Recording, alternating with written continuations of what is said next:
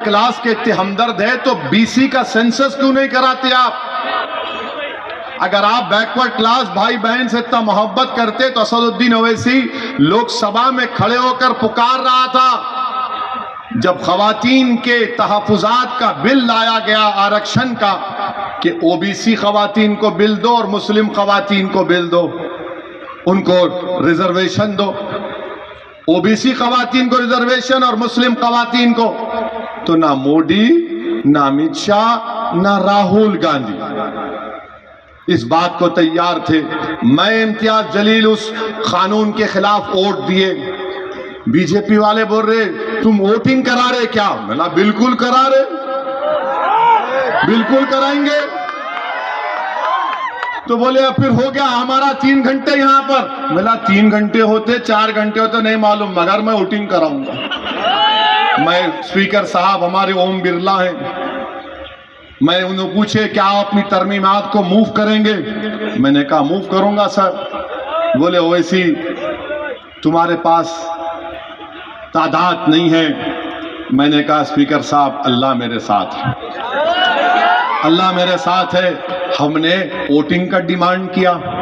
अब कांग्रेस वाले तो पहले मेरी तकरीर से परेशान हो गए, कहने एक नई बात कर दिया,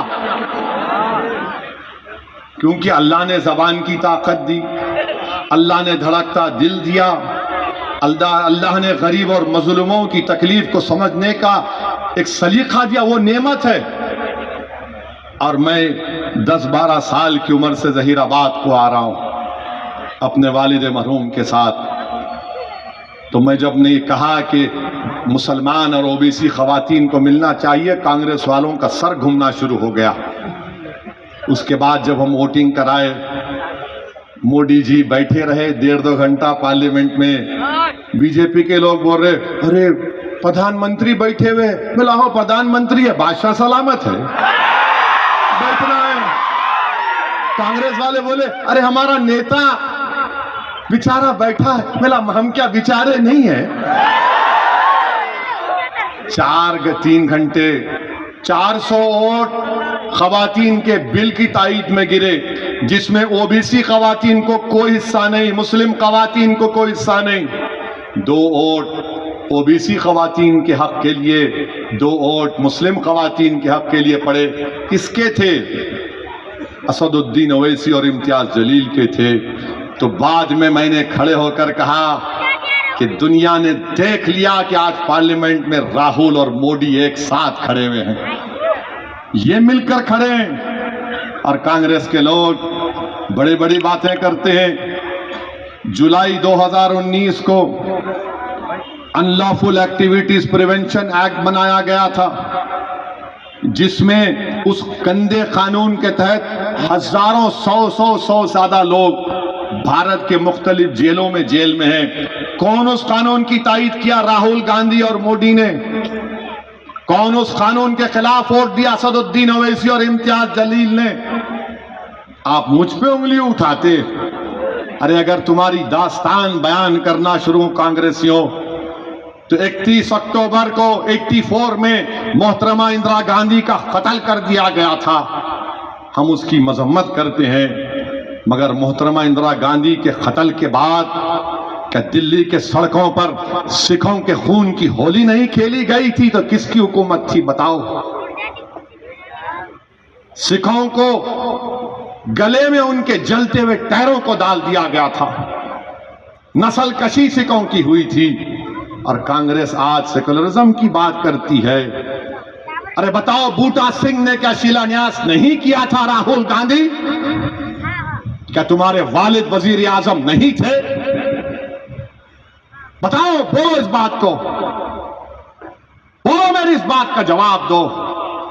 और हम मौजूदा वजीर आजम से कहना चाहेंगे कि आप भारत के 133 करोड़ जनता के प्रधानमंत्री, वजीर आजम, प्राइम मिनिस्टर हैं।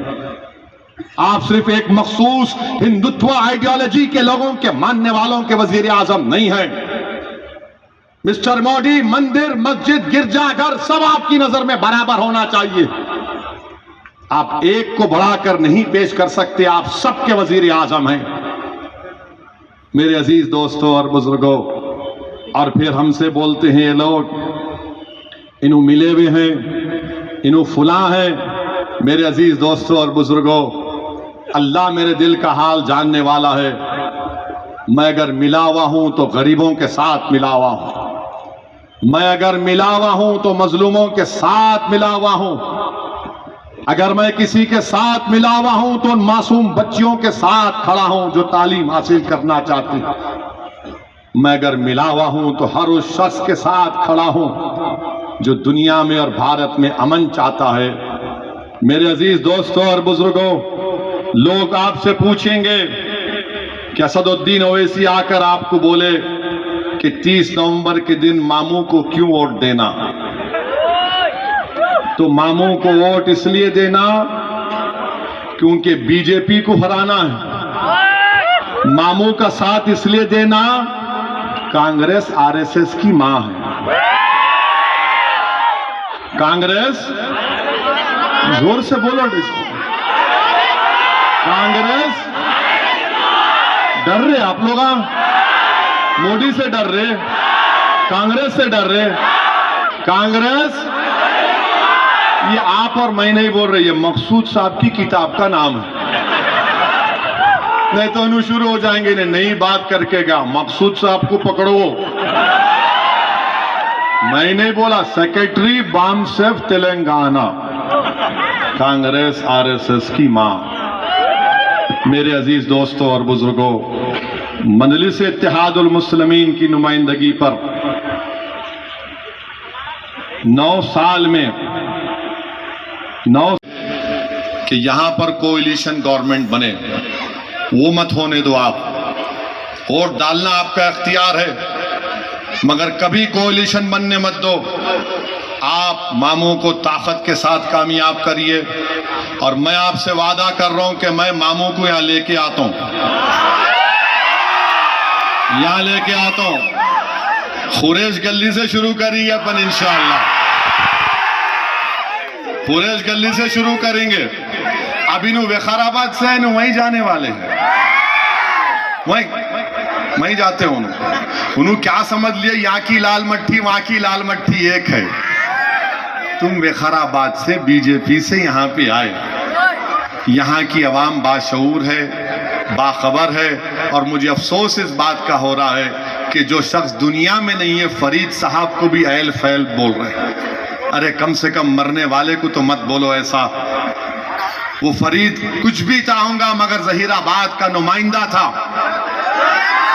वो फरीद कुछ भी चाहूंगा मगर उसके दिल में धड़कता हुआ दिल था। फरीद के मुंह में जबान नहीं थी मगर फरीद तड़पने वाला था। एक दूसरी पार्टी में थे फरीद, मगर मेरे साथ एमएलए भी थे, मैं इज्जत करता हूं। देखो आप कितनी गंदगी है कि आज जो दुनिया में नहीं है आप उसको तो गाली दे रहे हैं। खैर कोई बात नहीं, 30 नवंबर को इंशाअल्लाह ताला सब आवाम अपना फैसला देगी। मेरे अजीज दोस्तों और बुजुर्गों, मेरी आपसे गुजारिश है कि मेरे वास्ते भी दुआ करो। मैं भी आपका गुलाम हूं, मैं भी आपका खादिम हूं। पूरे मेरे पीछे पड़ गए, मोदी, अमित शाह, राहुल, पूरे ऐसा दिख रहा, पूरा झुंड का झुंड मेरे पीछे पड़ा हुआ। और सब क्या कर रहे, वहां के ऊपर, और मैं क्या कर रहा हूं, मैं खड़ा हुआ हूं सीना तान के। आओ, खाली लुंगी उठा के डराने के दिना चले गया, हो गया, अब टाइम नहीं है। वो भारत मेरा है, मेरा ही रहेगा। तुम मेरे घर पे आके दस्तक मारते, अच्छी बात है। अब ये आवाम फैसला करेगी। आप मंजलिस की कामयाबी के लिए भी दुआ करिए। जहां से हमारे उम्मीदवार रहेंगे वहां पतंग को पिलाना, जहां नहीं रहेंगे मामू को समझाना, मामू को कामयाब करना। तो क्या मैं उम्मीद करूंगा कि आप लोग जहीराबाद में जहां से मंजलिस नहीं होंगी मामू। बहुत से इजरायली हैं, बहुत से ज़ायनिस्ट हैं। अब मालूम हुआ कि जहीराबाद में भी आ गए।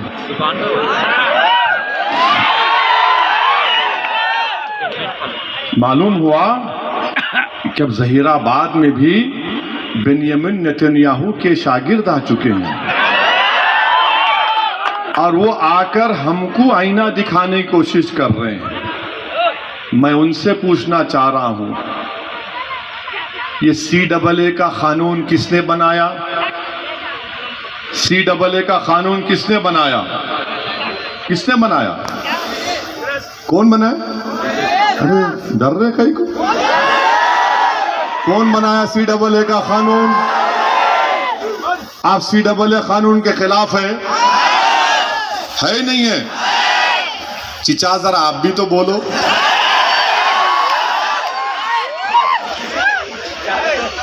बीजेपी बनाई। ट्रिपल तलाक का कानून कौन बनाए?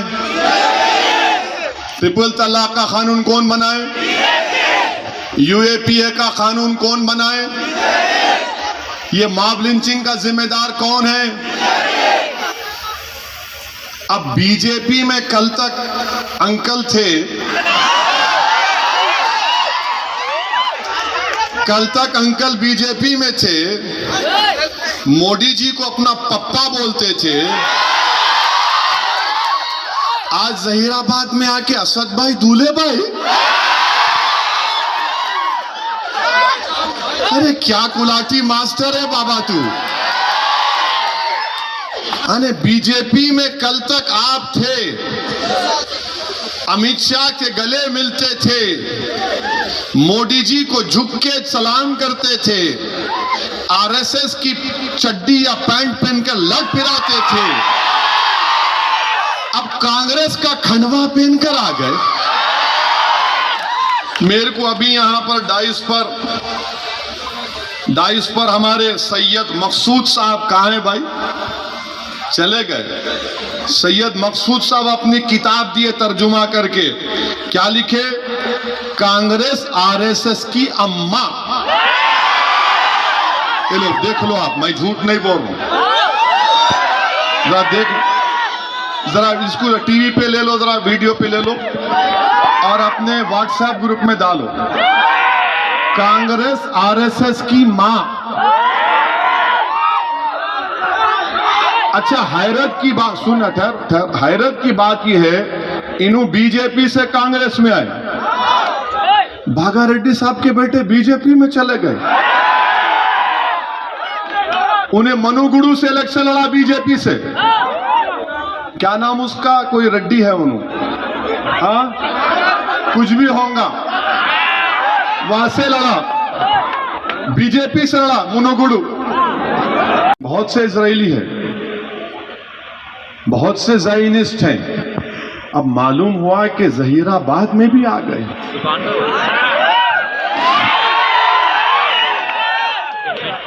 मालूम हुआ कि अब जहीराबाद में भी बेंयामिन नेतन्याहू के शागिर्द आ चुके हैं और वो आकर हमको आईना दिखाने की कोशिश कर रहे हैं। मैं उनसे पूछना चाह रहा हूं, ये CAA का कानून किसने बनाया? CAA का कानून किसने बनाया? किसने बनाया? कौन बनाया?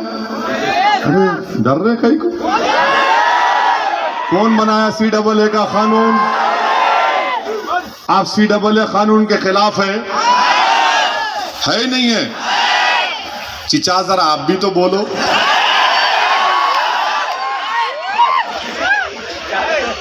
बीजेपी बनाई। ट्रिपल तलाक का कानून कौन बनाए? ट्रिपल तलाक का कानून कौन बनाए?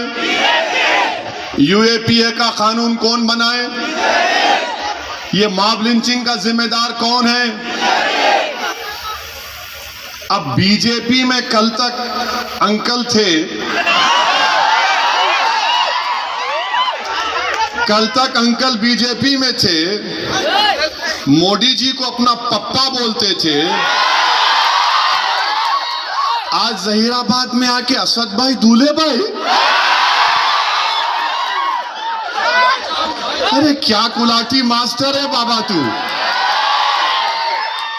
अरे बीजेपी में कल तक आप थे, अमित शाह के गले मिलते थे, मोदी जी को झुक के सलाम करते थे, RSS की चड्डी या पैंट पहनकर लड़ फिराते थे।